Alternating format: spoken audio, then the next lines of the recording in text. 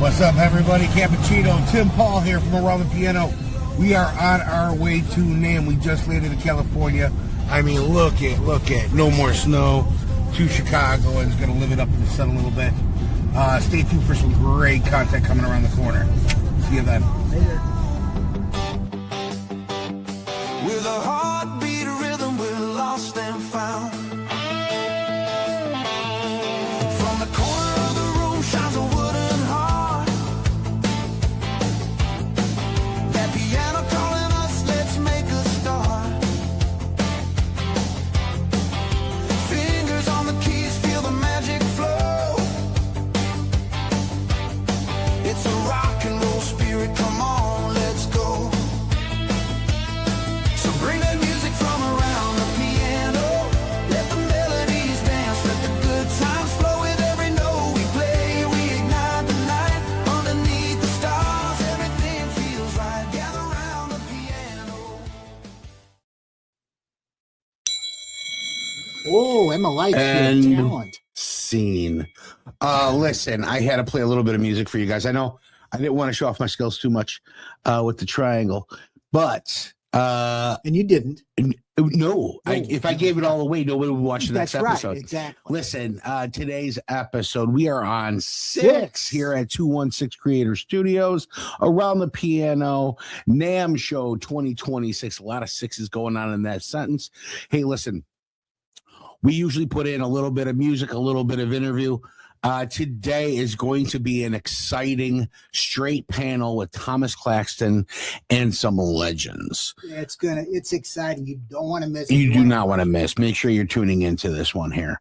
Emma loves Mr. Claxton. Yeah. Because he was in our studio last year and Emma was with it and they got along really well. So Emma wanted to help introduce. Yes. Well, and little side note, walked into the room through the exit door because we're kind of a big deal.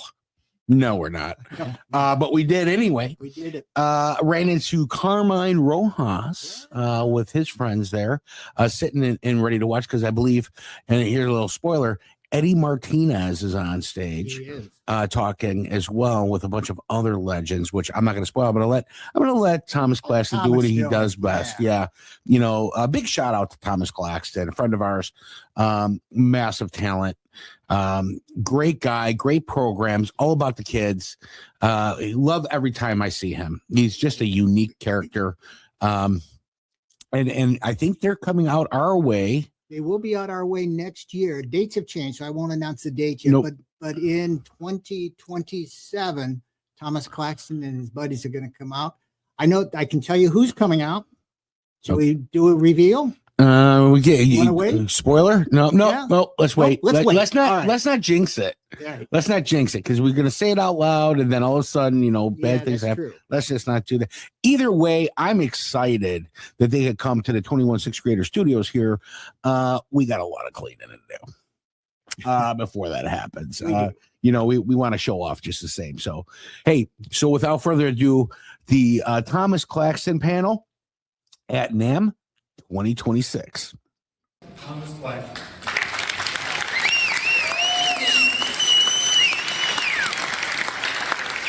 Thank you guys so much, and a big shout out and thank you to NAMM. How about a round of applause for 125 days of acting?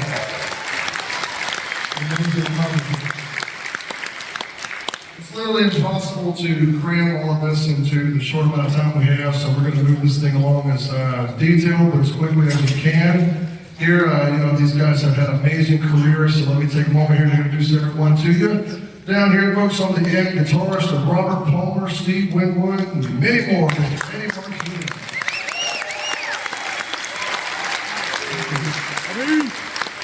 And next to Eddie, the one and only Mr. Rick Marotta, drummer of Stevie Ray.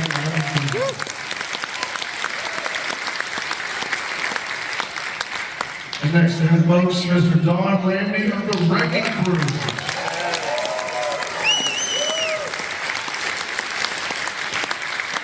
This guy. Mr. Leland Sklar, bassist of Jamestown.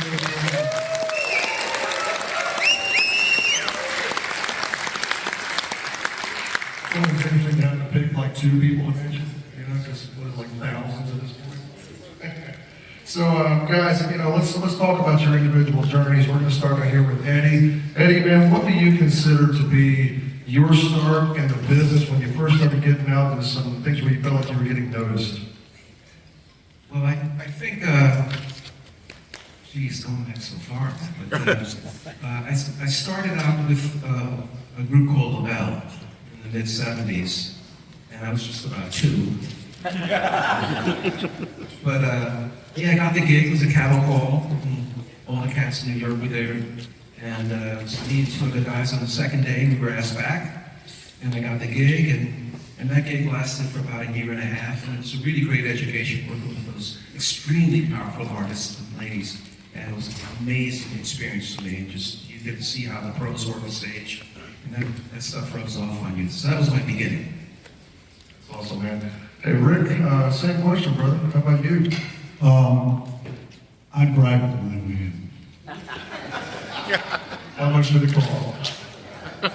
It was in New York, and I think it just was one of those things where I just turned around and I was in a recording studio every day. You know, it was different back then. I tried to, when people ask me now how to do it, I say, I really don't know. Back then it was, you're in a band, all of us were in a band, and then someone hears you and says, hey, I've got another band that's kind of a little bit better. Would you be, yeah, okay. And then they said, somebody else hears you and says, I'm doing a record. And the next thing you know, you're in a recording studio just about every day. That's honestly the way it happened.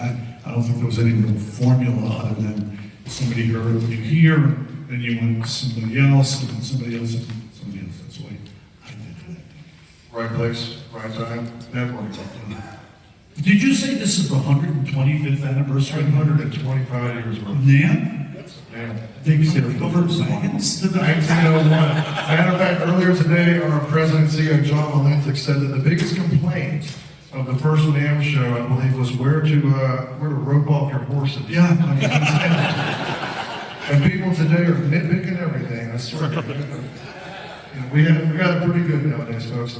Don Randy, man, you know, good gracious.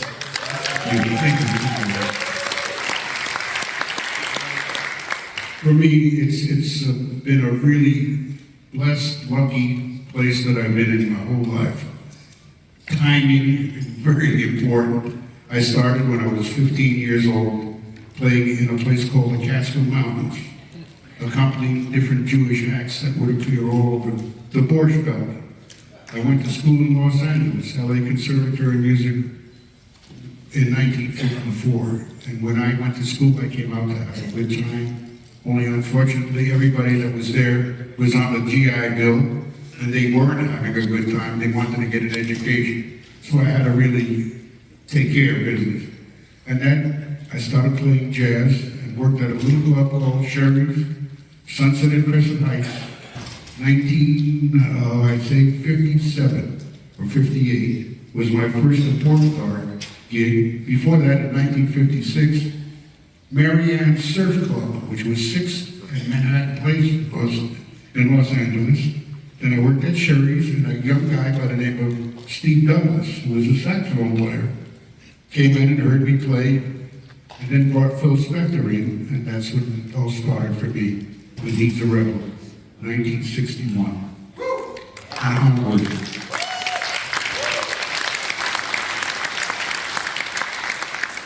Leland Sklar, simple question, brother. How did you get your start? Well, I'm sitting here with these lights on me. I'm about to confess to everything I did. It's gonna be a hell of a confession. Some people are crazy. To a priest or to a Yeah, pretty good. I've been playing since I was 5 years old, but in 1968, 69, I was in a band called Wolfgang here in Los Angeles. And our drummer, Bugs Pemberton, had a friend named John Fishbeck, who owned Crystal Recording Studios and done all the Stevie Wonder's early records. And he would come and hang out at our rehearsals. And at one of our rehearsals, he brought a friend of his who had just gotten back from England, and it was James Taylor. But nobody really knew who James was at that point. And James, we hung out for a couple of days with us, and then he got a gig at the Troubadour. And they had just finished his James Taylor's Sweet Baby James album. And the band on that was Danny Korchmar, guitar, Russ Kunkel on drums, and Carol King was the piano player.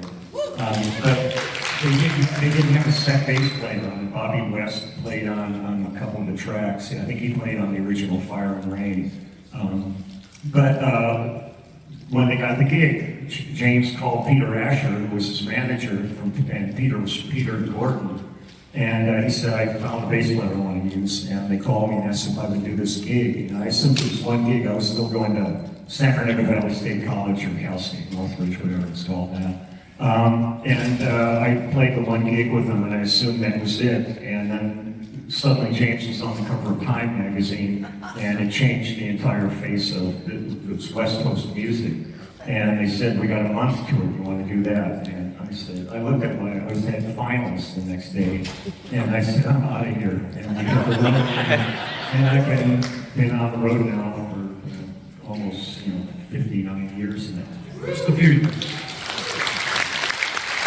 I want to say that I was in the first row at the show, at the Troubadour, and he was doing it. I was at that gig.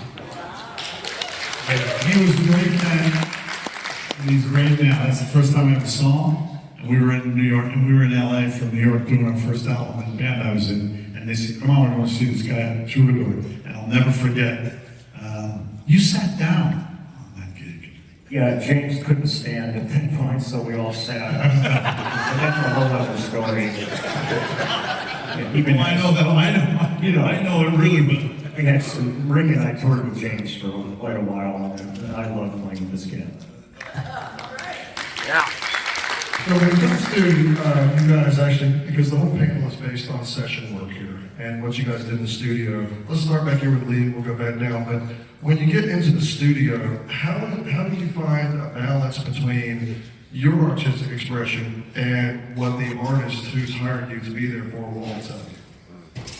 Well, it's different. I mean, every session is different, every song is different. But for the most part, you're there to please the producer and the artist. So you really want to find out what they're looking for. And on a lot of projects that I've done, I'll try to nail exactly what they want. And then if there's enough time, I'll say, would you indulge me and let me try something else for you? And there are times where I'll do another part and they'll say, you just made the record. And there's times where they go, no, we're pretty happy with what we've already got. I go, great. I always tell people, I say, all my ideas are etched in mud. It's like, to be a studio player, you really have to be pliable. You really have to, accept what other people want. You may not necessarily think it's the best thing, but you've been hired by them to do a job. And so, always just try to listen to the song. I mean, to me, I've always been fortunate that I've spent most of my career working with unbelievable songwriters. So it hasn't been all about extemporaneous chops or anything. It's really listening to a song. If you just need some whole notes, I'm good with that. Whatever they need. I would think also when they're hiring Leland Sklar, they're hiring you because you're Leland. Well, they you have a certain expression. Yeah, they are. But when I first went in the studio, my first serious record was Brian Hyland, and we did Gypsy Woman with him. And I didn't know anything. I'd never been in a studio. I'd only been in a studio once doing demos with Wolfgang. And all of a sudden, because of James, we were becoming like the first tall guys in town without any experience as studio musicians. So they weren't hiring me because of what they think my rep is now. But at that point, I think the greatest blessing in my career, and we'll move on to some more interesting people here. Peter Asher did something that really changed our lives. Peter Asher insisted that our names appear on the album jacket. And up to that point, with Don and all the guys from the Wrecking Crew and gals, people didn't know when they were listening to Sinatra and Association, Beach Boys, and all, that it was the same bunch of musicians on all those records. And that lack of recognition, I think, was really harmful in the long term. Even though everything was working, the recognition would have been great. So when people were suddenly, the singer-songwriter movement came along, and they would look at James Taylor's record and see Danny Korchmar, Lee Sklar, Russ Kunkel on it, Craig Dirty, all of us, all of a sudden they go work for him, let's call those guys. So we were really getting hired sometimes just because we had name recognition, but they really didn't necessarily know us musically. It was just because of, so much of this is James Taylor. I always go back to that James and Jackson and Linda Ronstadt and Carol and everybody. That was a kind of a golden period. Well, Don, let's elaborate a little bit on that, dude, because like you said, the Wrecking Crew, unfortunately, was not given a lot of credits on the album lineup. I have to also let everybody be aware, it wasn't only me that played. There was Larry Knechtel, Leon Russell, Mike Rubini, Al DeLore, and numerous other, Ray Johnson, and there were many guitar players and many bass players, but the best ones got used more than the other ones, but everybody was working through that whole period. And Phil Spector, from the very beginning, did something that not even the major companies were doing. It was called a contract. Local 47 AFM. They were all done on union contracts, which forced Brian Wilson to go on union contracts, and forced all the major labels to start using contracts because they never did. And because of that, today, we all get residuals, reuse checks, and there's records of everything. Not of everything, they're catching up, but that's the way it works. Before I go and tell you a little bit more about me, I have to tell you a wonderful Leland story.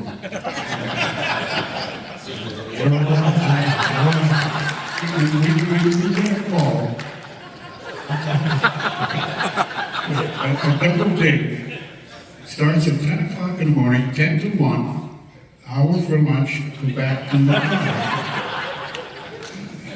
And the arranger is a guy by the name of Jimmy Haskell. Great arranger, responsible for a lot of people's hit records. And this was a new artist that he had, and the musicians were Leland, Hal Blaine, myself, a guy by the name of James Burton, great guitar player, another guitar player, Michael Higgs. And at 10 o'clock, we all arrived to Cherokee Studios, and there's no music. But Jimmy Haskell was talking to the singer, and they're discussing going back and forth. And 11 o'clock, there's still no music. We're all sitting around. What's going on? Jimmy comes out, we're having difficulty with the keys. We're trying to figure it out. Goes back in, now it's 12:30, and he says, guys, we're having a big problem. Just take a break right now. Go have your lunch and come back at 2 o'clock. So we take a break, go back at 2 o'clock. At 2 o'clock, there's still no music. What the hell is going on here? We're sitting around listening to Hal Blaine tell jokes. Is what and now it's later, it's 3:30, and there's still no music. And finally, Jimmy Haskell comes out. Really, he had been arguing with the singer for hours, and he comes out and apologizes. And you know, we're all so tensed up because we want to work. We're there to play. And he says, guys, you're going to get paid for both dates, and forget about it. There's not going to be any recording today. And Leland looks at him and says, Jimmy, when we started, I was clean shaven. Thank God he did that because we were ready to kill one another at that point. And I was on the floor. I couldn't stop on it. Thank you, Leland.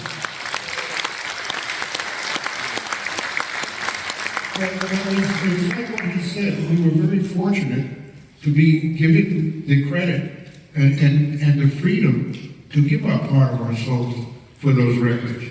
A lot of guys, they didn't know how to perhaps verbalize what they wanted.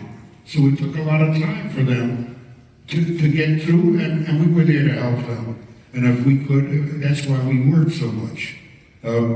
Most of the music we did was score changes. That's it.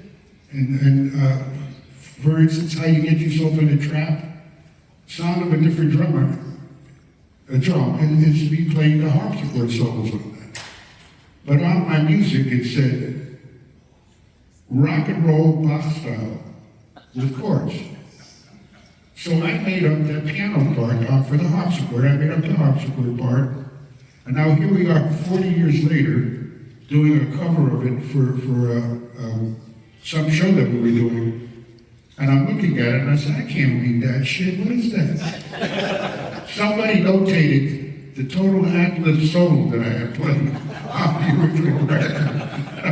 What? I didn't play that. Yes, you did. And anyway, that's how you begin. All those things happen over and over and over.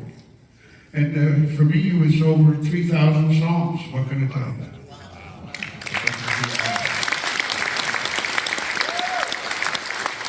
I was 23 when we started telling that story. Oh man, Rick Barada, brother. How about you, man? How do you find the balance, like I asked earlier, between what you want to do and what you? I forgot the question. That is it. Well, I'm lucky enough to have played with just about everybody up here. Spent a lot of time in the studio with Leland, and that's Lee's spot. I think the way that I always describe it is this: everything they said is exactly accurate. Didn't need all of us up here to talk about it.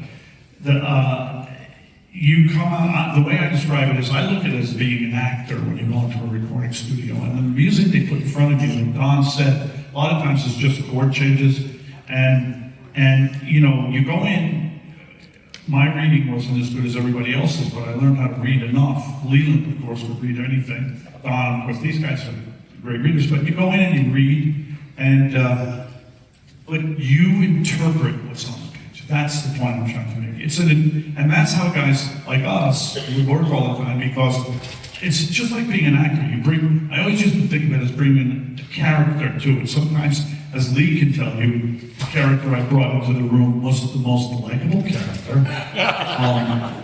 But you try to do the best you can to create a character, and people would connect to it. It would work for you. And as far as what they were saying earlier about the charts, what was written on the charts, I'm from New York, and when I started there, I did a lot of work here and there, so I got to work a lot with these guys here. We worked in New York. I think, no, we worked in you. It's way here in LA. But I remember one session, to give you an idea, what we'd see on a chart was, I was doing a session, and Hugh McCracken, great guitar player, was playing guitar, and David Spinoza had written the charts, was also a great guitar player, and they were great friends, and on the chart, it said, at one point in the chart, it said, and Hugh McCracken said, excuse me, I have a question, what does facere soli mean? And Spinoza said, that's fake it, asshole.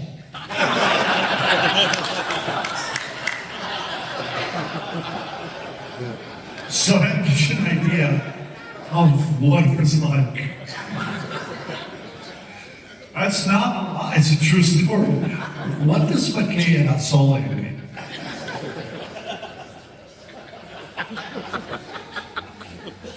That's about as a reference to the story as I can give you of recording in a recording studio.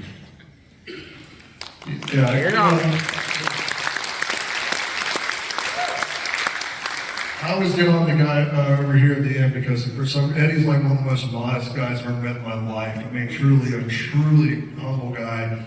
But I always tell everyone, because some people might not be aware, it's one thing to be great, it's another thing to be considered an innovator. And Eddie Martinez is actually the first guitarist to ever have any electric guitar in hip-hop music with Run DMC and Rockbox, King of Rock.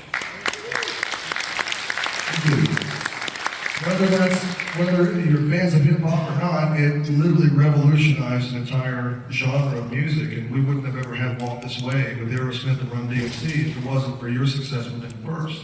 And so elaborate a little bit on that and how that came to pass and how they were, I guess they almost had to be kind of talked into trying electric guitar into that music in the beginning. It's a fascinating story, and by that time I was starting to get a bit of a name in the business in New York and doing dates. I think I just finished working on a Yoga Ono album with Bill Laswell and Bernie Morrell, which was super interesting and vibey, eclectic and weird and all that stuff. And then I get a call to go down to Green Street Studios in Soho And I know Russell Simmons, who's the kind of protege, not the protege, but the mastermind of all of that. And he was the executive producer, and the producer was a guy by the name of Larry Smith, who wrote and produced those tracks. And Larry was a bass player. He was a musician. He played in all sorts of bands. He played in punk bands. He played in, pop bands and everything. He was a player. But he had immersed himself into the street and the music of the street. But I continued on with just playing, sessions and really being in that kind of musical session world of New York. So I get this call. He says, "Hey, come down to Green Street. I want you to put some rock shit on these beats I've got." So I went down there with just a guitar and a couple of pedals. It was really primitive, but it worked out. And so it's just a bass line, a DMX drum machine, and a little motif on the keyboard. And he said, "Just do your thing." So I just started layering guitars. I got the best sound that I could out of the studio amplifier, which sometimes it's a gamble, but it worked out. And so DMC and Run, they split for a few hours. They came back later, and I just put all these mammoth guitars on. And I was thinking Brian May, Queen. I was thinking about layering guitars and creating harmonies and just really overdubbing a lot to get that tape compression so it sounded thick and fat. So they come back later and their minds blew up because they said, "What the fuck, we're gonna rap over it?" It's just like, it's crazy, all this crazy guitar stuff over here. That's not my problem, But I was doing what I was asked, and I was just being myself and as authentic as I could be to honor the beats, because sometimes it's like you have to add your creativity to a skeleton, and I was just fleshing it up. So long story short, Russell and Larry, just really kind of told him, "This is the way. This is the way." And so the track comes out and it blows up worldwide. I'm getting calls from all sorts of players. "Man, is that you on that track?" It's dope. The rest is history. So you never know. They pushed back on it, but luckily somebody was smart enough to realize that this was the bridge. And the rest that's happened is, I guess, I'm grateful for it. It's really interesting because I thought it was a good day's work. I didn't think that it was going to be anything that monumental, that had so much meaning. And in this day and age, things that have meaning is really important, because I find that's what's happening in music, is that people are just preoccupied with the smartphone, and the meaning of music is like when I was a kid, the new Hendrix song, I'd buy it before it came out. Beatles, I would buy it before it came out. It was that passion and that interest and that love because it meant something to you. And I'm just hoping that still exists. And so that's that full circle.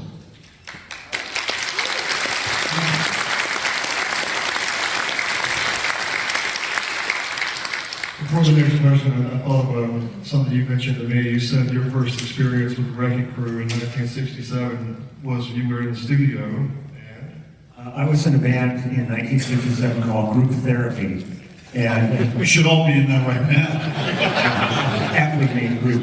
And Mike Post was our producer at that time. He was the musical director on the Andy Williams show, and he had just done classical jazz with Mason Williams.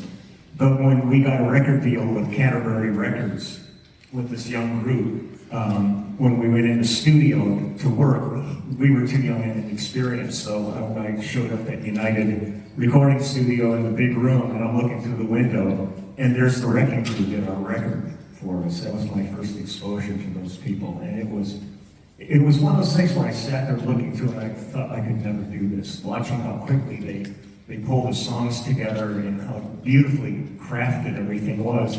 And then 3 years later, I was working with most of them every day, and it was an incredible journey.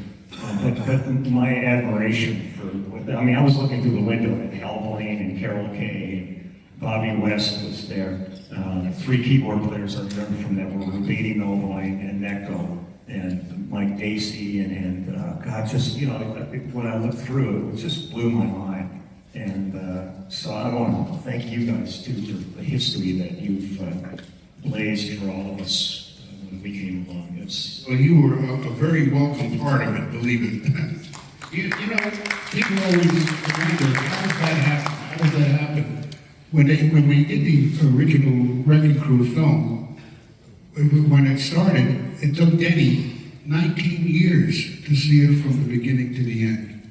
And it's probably one of the most courageous efforts that anybody could ever make in the music business, so to speak. But it told a true story of what was going on. Well, but it took, was it mentioned that it took so long to do because of the music business? That's how unforgiving and unsympathetic the music business can be. So I hate to be a downer, but that's the reason it took so long. Guys like you deserve recognition a long time before that. But you know, fortunately, it was all the stuff that happened. You know, if he wasn't that resilient and didn't have that much taste, and he also had a great father, Tommy Tedesco, you know, that it originally started out to be, and we were the luckiest guys in the world of going from one session to another session. But at one point, when you do 21 million selling records in a row, if you're a producer, who are you going to call? And those guys at Capitol, RCA, all those major labels, called us because of the independent producers, Brian Wilson and Phil Spector. They didn't care how much time it took for one song. Now the corporate guys that worked for Capitol, they had to be able to bring in 3 or 4 songs in 3 hours. And that was the union skill. You had to bring it in. If you didn't do that when you were working for these major companies, you got fired. You lost your job. So they had to learn, and they had to rely on the musicians that had the capacity to give them what they wanted. Incidentally, I think the studio engineers don't get enough credit. This is my own opinion.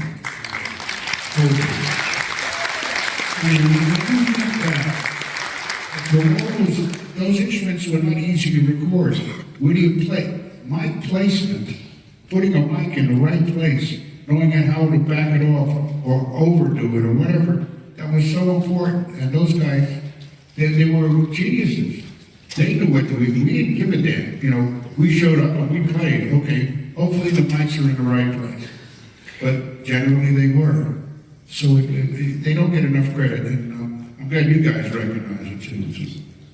Don, I want to talk just for a second. This is specifically for you. People don't realize, as you mentioned Phil Spector earlier, just how revolutionary the wall of sound was.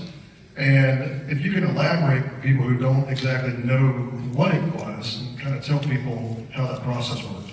The process was, first of all, Gold Star recording. They had an echo chamber at Gold Star. If you ever looked at it, you'd throw up. It was the most dirty, filthy, rat shit. Oh, you name it. It was in that echo chamber. But it was magic. And Phil knew how to use that magic of that echo chamber. And the reason he used 5 guitar players, 5 piano players sometimes, 1 or 2 drummers, 2 bass players, because that's what he heard as the wall of sound. All that cacophony mixing together, over, and we didn't do it in 2 takes.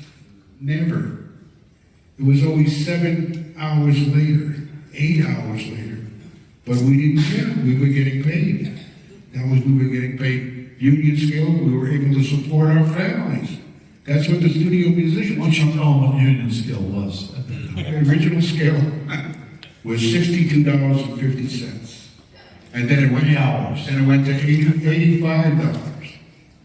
And then there was a time when if you were doing certain sessions, if you were the rhythm section, you got an extra $15 a track for tracking. And the string players hated us for that because they weren't getting that. They'd come in after the fact. But that only lasted 2 or 3 years and they got rid of that. Got everybody a $3 raise. So it worked both ways. But because of the wonderful songs that we got, can you imagine going from one studio and you just finished doing something with the Love and Spoonful. Richard Perry was the producer. It was the first date I had done with them. And then 2 days later, the same producer, Mrs. Miller, Does anybody remember Mrs. Johnson? She had the worst voice you have ever heard. Johnny Carson loved her. And with a full orchestra, she'd come out and he'd have her back, and she sold records. That was what was important with the record company. And here you figure you're doing some wonderful music with all those great songwriters and players, and then you're still getting paid the same thing. And this is your job. You've got to be a studio musician. This is what you've got to take. The good with the evil, as I say. Rick, so please talk a little bit about how you became the brains behind the music, doing stuff for TV and film, that you were down behind all the music for Everybody Loves Raymond. I was sick of hanging out with these guys and recording something. So I said, I gotta do something, otherwise I'm gonna be released for the rest of my life. Honestly, it was just sort of luck. I didn't like being, the road was getting hard for me. Being in a recording studio every day for me was not, like Don, for me it was where I went to, this is where I saw my friends. My best friends were the guys I played music with in New York. And then here, same thing. The only people I knew in Los Angeles when I first moved here were guys like Lee, Waddy Wachtel, Russ Kunkel, who, by the way, I want to mention Russ because talking about sound of instruments, when Don brought up where you put the mics and stuff, I was in New York and it was the sound of drums. I remember my friend David used to say to me, Rick, what's the matter? I would get hives because I'd listen back to the drums playback in a recording studio and they would sound nothing like what I was hearing out there. And I just felt like the engineers were better. And when I heard Russ on James Taylor's album, playing Fire and Rain and Country Road and those songs, the way he played with the brushes and the way they got those instruments to sound, all the instruments, I said, I just want to go to LA. I want to record there or in England. Every place was better than New York. So sound was very important. But it gets really tiring to do what Don said when you're in a recording studio from morning till night. We would go in, the way we did it was you'd go one session, you'd start with jingles in the morning at 8 or 9 in the morning. You do a few hours of jingles, then about 1 o'clock, you're in the recording studios doing an album till about 6, 7, and then you're back at night till midnight or 1 o'clock doing another album. And this would go on every day unless you went on the road. And for me, it became very tiring. So just to quickly move along, I remember saying, I can't do this. I took a break from all of it, and I just locked myself in a room and tried to figure out how to write music because I wasn't prolific. But I got lucky. I did a few shows and tried to learn a bit more. You can write very simply, and if you could write something really simple and call guys like this to interpret what you've written, as I said earlier, the script that I give them. If I give something to Lee, then I've seen Lee a lot in recording studios. And you can't talk enough about what he brings to a room, playing bass. Now you can bring a thumper in to play bass, who can pound, who can play funk, gnarly stuff, funky knuckle, all that kind of stuff. And then Russell can do that. Lee can do that. But also, I remember when we were talking about we need a very lyrical, someone who really understands music and the instrument, and then that would walk in the room. So you get to recognize, and as a writer, you recognize what these guys bring to what you do, and it's that interpretation. And there isn't anything that I wouldn't feel comfortable bringing these guys in to do. So that's how I made the transition, feeling comfortable relying on guys like this to help me do the best that I can.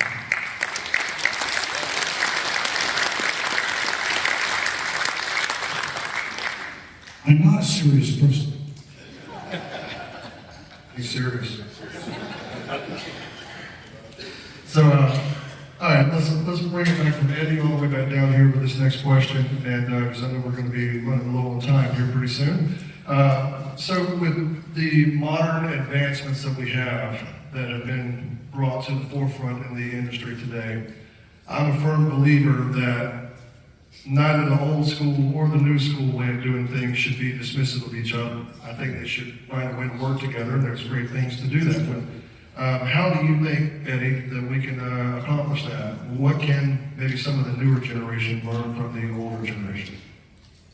Well, I think you need to embrace what's new, but you need to also understand what has happened before you, because that's really puts you really truly in the present, because you have a full perspective of everything. But I have to weigh in on what these cats were just talking about relative to music and sessions and things like that. And just briefly, I think that there've been sessions that are like sessions, and I think there were sessions that are projects. And I've been fortunate to work on some really incredible projects with like Jim Stein, in which we'd work forever on a tune, and then all of a sudden you realize the key's not right, so we need to recut it again. So that's a whole journey in itself as well. But and then there are songs like, say, Steve Winwood record back in the High Life, and Higher Love and Freedom Overspill. I did that in one session. So each it's kind of, it's like an ad hoc kind of vibe. But I love the projects, and I feel that with Robert Palmer, those records were really emblematic of me being really involved in my sound and how it generated. But in those days in New York, I used to, when I was first starting out, and I'd see like, man, those guys in LA, they're carting their gear. They're bringing amplifiers and guitars to recording sessions, and I've got to play out of a piece of shit amplifier and try to get a sound that works. What the fuck? Unbelievable. It's like I'm listening to these fucking records and I'm saying, oh my God, this sounds so glorious. And I go to a recording studio and it sounds like shit. So what I decided to do, is for funk stuff and pop stuff, I needed to go DI. I didn't want to deal with the amp. I dealt with, if you're going through a MIDI board, you pop some compression on there and a little schmutz on it and it'll sound fucking great, right? And then, Did you just say schmutz? Yeah, schmutz, and DI, direct injection, just going straight into the board instead of an amplifier. And that really served me really well, because that's what you hear on Higher Love, and that's what you hear on Freedom Overspill, just that funky tight shit, didn't mean to turn you on, was the same thing. But those are the tools that you needed, and to me, that was the way. And then in the 80s, the engineers, we had some really, like Bob Clearmountain and Jason Corsaro was a genius relative to drum sounds, and the big explosive drum sounds, and he recorded all that stuff on the Riptide album. But as far as your question, I think it's really just embracing what's musical. You know what I mean? And some of the new tunes that I'm hearing, I'm kind of encouraged, because I'm hearing some real kind of, for lack of a better phrase, traditional harmony. And very cool 2/5s or modulations and melody, and it's just not this linear thing that's going on. And to me, that's encouraging. I'm looking forward to what's coming next. Great answer. Victor? Any questions? What do you think we're having two different approaches to the studio, from the old ways of doing it to the newer ways of doing it? I think that it really is good that you put that up. I think it's really a good point. And I think that's why older guys like us can actually, if we embrace the new, it really works out. Because, and I'm noticing younger people are getting attached to some older stuff. It's kind of this thing where I guess you just wait for it's fashion. It's going to come back around again. Somebody's wearing bell bottoms or whatever. It's just like fashion. And hopefully, I like the term hybrid, the hybridization of music. I always like that. I like cultural hybridization of music. I like that now it's the era of hybridization of music, I think would be a good way of describing it. And I think it's always great. I try to incorporate that in the stuff that I write and do myself. And sometimes I lean a little more old school, and then sometimes I have to lean a little more new school. But I really do try to combine them as much as I can. You can't always do it. The thing is, you really can't always do it. But what Eddie was saying is really true for us because we're New York guys. These guys were in LA. The sounds of the studios in LA. Gold Star was where we did that first album. When I was going to see Lee, we were in Gold Star, and it was like, it was different. It just was different, and it was a little, like he said, funky little place. And new records today being done that way, I think I would warm to them. I don't have a problem with new music either. I just like I do like the hybridization of music. That's the long-winded answer. That's better. We have just a few minutes left here, so let's try to get these answers. You know, it's very interesting what you're saying. It's so true. But if you notice that the younger generation, and I'm talking for me, it's like 4 generations that I'm dealing with. They're listening to LPs. They're buying records. They're not listening to CDs. And I think that's one of the greatest innovations you could have bet me on that one. I would have lost. Because I thought when CDs came in, oh, this is going to take over and wipe out everybody, but it didn't. And it seems to be that the younger generation right now prefers to hear that LP and listen to that wonderful music that can come on. It's a little more colorful. It's not as digital, I would think. Although a lot of it is produced digitally and then transferred to LP. It seems to work out very well. And you know, all that music, when it's redone now, some of the cover bands will do it, when it misses something that was room ambiance, I don't know what you want to call it, something that was floating in the air that made a record like God Only Knows, that could have never been done digitally, you know. It's just one of those things. There's certain records that are conducive to it, and some that will never be. Really? Last one for you, brother. Okay, this was an interesting experience that really kind of reflects on now and past. Like so many of us, people are sending me files all the time to do bass parts at home.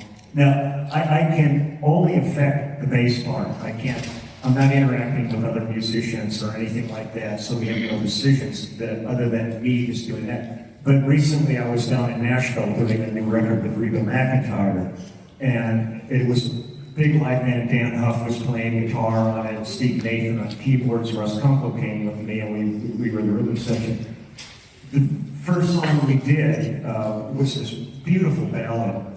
And before we started the session, Dan Huff and I were sitting and talking about the lack of communication when you're just doing all your tracks at home. And so we cut this ballad, and it turned out great. And Reba sat there and she went, I kind of hear this as an up tune. And we immediately shifted gears, went in the studio and recut the song up, and she was thrilled with it.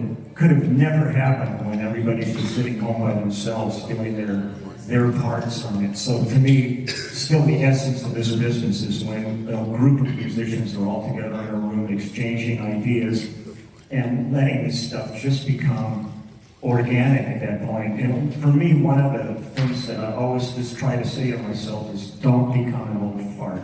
You know, you don't want to be the guy that's sitting in the studio, because I still work with artists in their teens and 20s. And you just go, I don't want to be talking about, oh, you should have been doing when it was analog and all that. You just sound like grandpa. But if they ask about it, it's really great to share that experience with them. But to me, the essence of music is still having this group of musicians. I mean, I would love to go to a session with the 4 of us like now.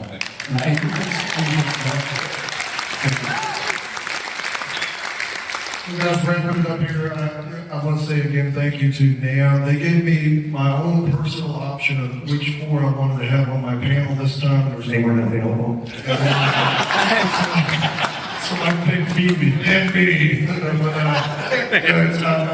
It's been an honor to call you guys friends and occasional bandmates together, so I appreciate all of you guys. Thank you again to NAMM, Leland Sklar, John,